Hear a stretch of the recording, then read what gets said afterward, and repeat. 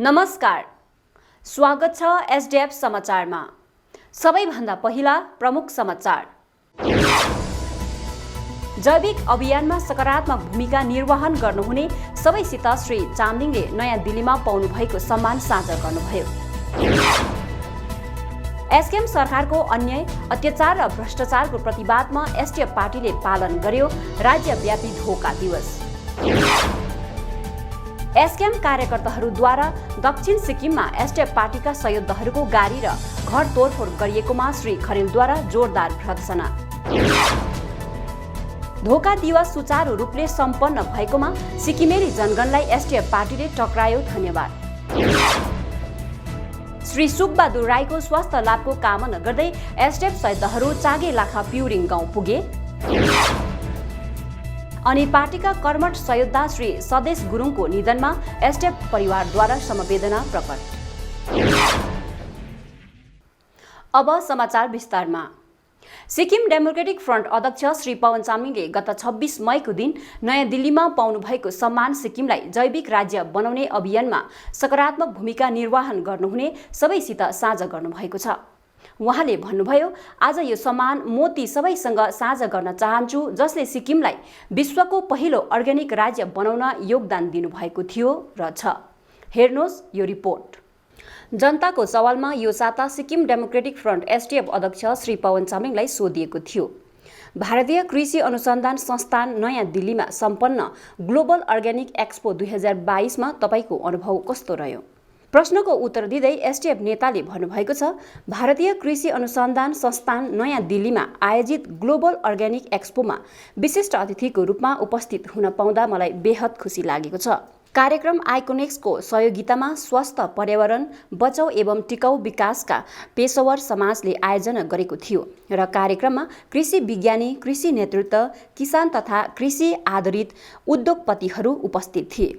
कार्यक्रममा मलाई अर्ग्यानिक राज्य सिक्किमका जनक, true father of organic state of सिक्किमको रूपमा सम्मानित गरियो। उहाँले भन्नुभयो, आज यो सम्मान म ती सबैसँग साझा गर्न चाहन्छु जसले सिक्किमलाई विश्वको पहिलो अर्ग्यानिक राज्य बनाउन योगदान दिनुभएको थियो र छ। यो सम्मानलाई म सिक्किमका ती सम्पूर्ण कृषक, अफिसर, तकनिकीविद, मेरा सहकर्मी तथा मिडियालाई समर्पित गर्न चाहन्छु जसले यस अभियानमा सकारात्मक भूमिका निर्वहन गर्नुभएको छ। श्री चामलिङले भन्नुभयो, अर्ग्यानिक फार्मिङको क्षेत्रमा विश्वलाई नै नेतृत्व दिने अग्रदूतको रूपमा सिक्किमले मान्यता प्राप्त गरिरहँदा मलाई प्रसन्नतासँगै औधी गौरव पनि भएको छ। आज अर्ग्यानिक फार्मिङ र सिक्किम पर्यायवाची बनेको छ र सिक्किमको अर्ग्यानिक ब्रान्डिङ हाम्रो अनुपम उपलब्धि बनेको छ। आज विश्वमै कञ्चनजङ्घापछि अर्ग्यानिक फार्मिङ सिक्किमको दोस्रो सर्वोच्च परिचय बन्न सकेको छ। सिक्किमको अर्ग्यानिक ब्रान्डिङलाई सदुपयोग गरेर विश्वलाई हाँक्ने अवसर लिन म विशेषतः सिक्किमका युवा पुस्तालाई आह्वान गर्न चाहन्छु। एसडीएफ अध्यक्ष श्री चामलिङले भन्नुभएको छ, हामीले 24 फरवरी 2003मा सुरु गरेर 31 डिसेम्बर 2015मा पूरा गरेको यात्रालाई यहाँ सम्झना गर्न जरुरी छ। यस अवधिको कठोर मेहनत र कटिबद्धताले सिक्किम पूर्ण जैविक राज्य बनेको घोषणा प्रधानमन्त्री श्री नरेन्द्र मोदीले गर्नुभएको थियो। यस अवधिमा हजारौं सिक्किमेली जनताले गरेका परिश्रम, त्याग, लगन र अटुट कोसिसलाई पनि हामीले भुल्नु हुँदैन। अर्ग्यानिक राज्यको रूपमा सिक्किमले विश्वलाई अत्यन्तै महत्त्वपूर्ण सन्देश दिएको छ र विश्वले पनि सिक्किमको यो सन्देशलाई गम्भीरता र सहर्षताले स्वीकार गरेको छ। आज भारत सरकारले पनि अर्ग्यानिक फार्मिङलाई कृषि क्षेत्रको एक महत्त्वपूर्ण अङ्गको रूपमा राष्ट्रिय कार्यक्रममा सामेल गराएको पाउँदा मलाई ज्यादै खुसी लागेको छ। सम्भवतः अर्ग्यानिक फार्मिङलाई राष्ट्रिय कार्यक्रममा सामेल गराउने हाम्रो देश नै पहिलो हुनुपर्छ। उहाँले अझ भन्नुभयो, मैले आफ्नो सम्बोधनमा अर्ग्यानिक फार्मिङ कृषिको अहिंसात्मक र पर्यावरण मैत्री रूप हो भन्ने कुरा राख्दै यो केवल मानव स्वास्थ्य र किसानहरूको वित्तीय लाभको लागि मात्र नभएर सम्पूर्ण प्रकृति एवं जीवमण्डलकै दीर्घकालीन संरक्षणको लागि जरुरी छ भन्ने विचार राखे। यसको अन्तर्यमा सम्पूर्ण जीवनको सुदीर्घ खुसियाली, शान्ति र सुरक्षाको आशय अन्तर्निहित छ। सम्पूर्ण विश्वले नै अर्ग्यानिक फार्मिङ सुरु गरेमा विश्व कार्बन डाइअक्साइड उत्सर्जनमा 20% कमी आउनेछ। ग्लोबल वार्मिङ उल्लेखनीय मात्रामा घट्नेछ। जलवायु, जमिन र सम्पूर्ण पर्यावरणको शुद्धिकरण हुनेछ। मानव रोग, व्याधि, महामारी घट्नेछन्।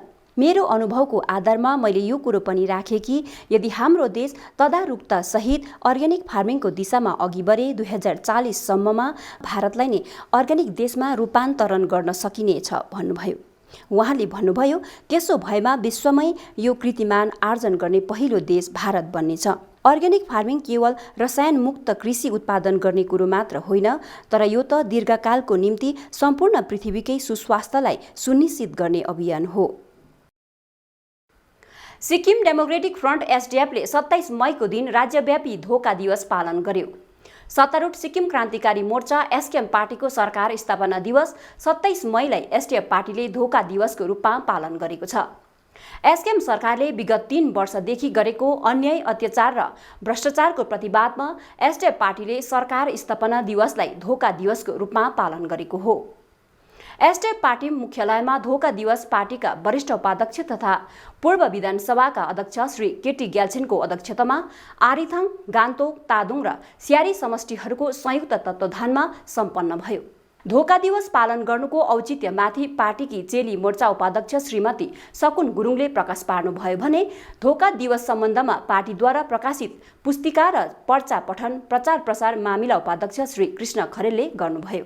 अध्यक्षीय सम्बोधनमा श्री ग्याल्छेनले समाजमा प्रजातान्त्रिक प्रणाली अनुरूप राजनीतिक विरोध जनाउँदै एसडीएफ पार्टीले धोका दिवस पालन गरेको हो भन्नुभयो। उहाँले धोका दिवस पालन गर्नु मूल कारण सरकारले जनतालाई दिएको वाचा र कसम पूरा गर्न नसकेकोमा गरिएको विचार प्रकाश पार्नुभयो। आफ्नो सम्बोधनमा श्री ग्याल्छेनले एसकेएम सरकारले राज्यको राजनीतिक मुद्दा र आर्थिक विकासमा विफल बनेको बताउनुभयो। यस कार्यक्रममा धन्यवाद ज्ञापन पञ्चायत प्रकोष्ठका महासचिव श्री प्रहलाद गुरुङले राख्नुभयो। धोका दिवसमा पार्टीका नेता नेतृगण तथा शहीदहरूले विभिन्न प्लकार्डहरूद्वारा सरकारमाथि विरोध प्रदर्शन गरे। यसरी नै धोका दिवस रुमतेक, नाथङ माचोङ, छुचाचेन, बुर्तुक नाम्चेबुङ, रिनक खामदुङ सिङताम, पश्चिम पाण्डम समष्टिमा पालन गरियो। यसरी नै धोका दिवस पोक्लोक कामराङ, तिमी नाम्फिङ, नामथाङ रातेपानी, बोर्फोङ, नाम्ची सिङ्गिथाङ आदि समष्टिहरूमा पनि व्यापक रूपमा पालन भएको थियो। सोरेङ च्याखुङ, दरमदिन, जुम सालगरी, योक्सुम टासिडिङ, गेजिङ बर्मेक, याङथाङ, रिन्चेनपुङ समष्टिमा एसकेएम सरकारको झुट र भ्रष्टाचारको प्रतिवादमा एसडीएफ पार्टीले धोका दिवस पालन गर्यो। उत्तर जिल्लाको कवि तिङदा समष्टिमा पनि धोका दिवस पालन गरी एसडीएफ पार्टीले जनताको पक्षबाट एसकेएम सरकारको अन्याय, अत्याचार, भ्रष्टाचार र झुटको प्रतिवाद जनायो। सत्तारूढ एसकेएम पार्टी कार्यकर्ताहरूले गत 27 मईको दिन राज्यका 2 भिन्न स्थानमा विपक्षी एसडीएफ पार्टीका सदस्यहरूको गाडी र घर तोडफोड गरेका छन्। यस दुर्भाग्यपूर्ण घटनाको एसडीएफ पार्टीले जोरदार खण्डन गरेको छ। पार्टीको पक्षबाट प्रचार प्रसार मामिला उपाध्यक्ष श्री कृष्ण खरेल उक्त घटनाप्रति विरोध जनाउँदै सिक्किममा सत्तारूढ एसकेएम पार्टीको अराजकताले पराकाष्ठ नागिसकेको बताउनुभयो। श्री खरेलले भन्नुभयो, कथित परिवर्तनका नाममा जनतालाई ढाँटेर छलेर सत्तामा चढेपछि एसकेएमले विगत 3 वर्षदेखि यता अमानवीय र अराजकतापूर्ण क्रियाकलाप गर्दै आइरहेको छ। सत्ताको दुरुपयोग गर्दै साधारण जनता र विपक्षी दलका नेता तथा कार्यकर्ताहरूमाथि प्राणघातक आक्रमण गर्ने जस्ता कुकृत्य एसकेएम समर्थक तथा कार्यकर्ताहरूको दैनिक कार्य भएको उहाँले दाबी गर्नुभयो। उहाँले अझ भन्नुभएको छ, क्युजिङ निवासी एसडीएफ पार्टीका दक्षिण जिल्ला संगठनिक महासचिव श्री तोब्जर भोटियाको बोलेरो गाडीमा एसकेएम समर्थकहरूले ढुङ्गा हानेर प्राणघातक आक्रमण गर्ने दुस्साहस गरेका छन्। श्री भोटिया बिहान 9 बजे पार्टीको कामले यात्रा गरिरहेको बेला क्युजिङ स्थित दुलिङ गुम्पा परिसरमा गाडीमा एसकेएम कार्यकर्ताहरूले ढुङ्गा हानेर उहाँमाथि प्राणघातक आक्रमण गरेका छन्। यस प्रकारको अराजक क्रियाकलापले एसकेएम पार्टीको गुण्डा राजलाई चरितार्थ गरेको हामी ठहर गर्दै यसको एसडीएफ पार्टी जोरदार खण्डन गर्दछौँ भनी श्री खरेलले भन्नुभयो। यसरी नै श्री खरेल 27 मईको दिनमा दक्षिण सिक्किमको मिडल पोक्लो कामराङ निवासी एसडीएफ पार्टीका सीएलसी अध्यक्ष श्री आकाश राईको घर एसकेएम कार्यकर्ताहरूले तोडफोड गरेका घटनाप्रति भर्त्सना जनाउँदै एसडीएफ पार्टीले एसकेएम सरकारको झुट, अन्याय र भ्रष्टाचारको प्रतिवादमा आयोजना गरेको धोका दिवसमा सहभागिता जनाउन आउने स्थानीय जनतालाई डर र धम्की दिनका साथै उक्त कार्यक्रम समाप्त भएको केही घण्टा नबित्दै एसकेएम कार्यकर्ताहरूले श्री राईको घर तोडफोड गरेका छन्। यो अत्यन्तै निन्दनीय र घृणित कार्य हो भन्नुभयो। प्रजातन्त्रमा संवैधानिक अधिकार अनुसार कुनै पनि पार्टीले आफ्ना विचार अनुरूप कार्यक्रम गर्न पाउँदछ। आज सिक्किममा देशको संविधानले प्रदान गरेको यस प्रजातान्त्रिक अधिकारलाई पनि प्रयोग गर्न नपाउने माहौल एसकेएम पार्टी र सरकारले सृजना गरेको छ। आफ्नो 3 वर्षको सरकार सञ्चालनको विफलताहरूलाई छोप्न आज सत्तारूढ पार्टीले ढुङ्गामुरा गर्नु, आक्रमण गर्नु, मान्छे कुट्नु, घर तोडफोड गर्नु र साधारण जनतालाई आतंकित पार्नु जस्ता असामाजिक क्रियाकलापलाई निरन्तरता दिइरहेको छ। यस प्रकारको घृणित अमानवीय र अराजक क्रियाकलापद्वारा एसकेएम आफ्नो कालो शासनलाई टिकाउँदै राज्यमा जङ्गल राज कायम राख्न जुटेको छ, श्री खरेलले भन्नुभयो। एसकेएम पार्टीले आफ्नो अराजक कार्यशैलीले देशको संविधान र कानुनलाई नै कठघरामा उभ्याएर विश्वकै सबैभन्दा ठूलो प्रजातान्त्रिक व्यवस्थाको खिल्ली उडाइरहेको बताउँदै उपाध्यक्ष श्री खरेलले यस पार्टीले आफ्ना कुकृत्यहरूका कारणले सरकारमा बस्ने नैतिक अधिकार गुमाइसकेको ठहर गर्नुभएको छ। यसका साथै उहाँले सर्वत्र रूपमा बुद्धिजीवी, नागरिक समाज, सङ्घ संस्था र सबै प्रतिपक्षी पार्टीहरूलाई यस पार्टीको यस्ता घृणित कार्यहरूको विरोधमा एकबद्ध हुन एसडिएफ पार्टीको तर्फबाट अपिल पनि गर्नुभएको छ। सत्तारूढ दलको यस प्रकारको असामाजिक क्रियाकलापमाथि पुलिस प्रशासनले छानबिन गरी दोषीलाई कडाभन्दा कडा कानुनी कारबाही गर्नुपर्छ भन्ने माग पनि एसडिएफले राखेको छ। धोका दिवस सुचारू रूपले सम्पन्न गराउन सहभागी बनेका जनताप्रति एसडिएफ पार्टीले आभार व्यक्त गरेको छ। पार्टी अध्यक्ष श्री पवन चामलिङले धोका दिवसको सफल आयोजनका लागि पार्टीका सम्पूर्ण कार्यकर्ताहरूलाई धन्यवाद दिनुभएको छ। उहाँले धोका दिवसको भव्य सफलताको लागि सबैलाई बधाई पनि दिनुभएको छ। उहाँले भन्नुभएको छ, तपाईहरूको सामूहिक नेतृत्व र पहलले धोका दिवसलाई ठूलो सफलता दिलाएको छ र अलोकतान्त्रिक एसकेएम सरकारले गरेका अन्याय, राजनीतिक आतंकवाद, संगठनिक अपराध, भ्रष्टाचार, जातिवाद, नातावाद, उत्पीडन र कुव्यवस्थापनको विरुद्ध तपाईहरूले आवाज उठाउनु भएकोमा म तपाईहरू सबैलाई बधाई दिन्छु। उहाँले धोका दिवसको सफलता एसडिएफ पार्टी तथा सिक्किमको रक्षाको लागि ठूलो जित हो भन्नुभयो। अर्कोतिर प्रशासनिक मामिला उपाध्यक्ष श्री देव गुरुङले एक प्रेस विज्ञप्ति जारी गर्दै एसकेएम सरकारको अत्याचार, भ्रष्टाचार र झुटको प्रतिवादमा गत 27 मईको दिन सिक्किमेली आम जनगणले उत्साहपूर्वक भाग लिएर एसकेएम सरकारको 3 वर्षको असफल कार्यकाललाई धोका दिवसको रूपमा पालन गरेकोमा एसडिएफ पार्टी सम्पूर्ण जनताप्रति हार्दिक आभार प्रकट गर्दछौँ भन्नुभएको छ। प्रेस विज्ञप्तिमा अझ भनिएको छ, प्रजातान्त्रिक पद्धतिमा सरकारका राम्रा कुराहरूको प्रशंसा र जनविरोधी कुराहरूको विरोध गर्ने जनताको संवैधानिक अधिकार हो। यो अधिकारलाई प्रयोग गरेर धोका दिवसमा निडरताका साथ प्रजातान्त्रिक अभ्यासलाई निरन्तरता दिँदै सहभागी हुने सम्पूर्ण जनगणलाई एसडिएफ पार्टी हार्दिक धन्यवाद ज्ञापन गर्दछ।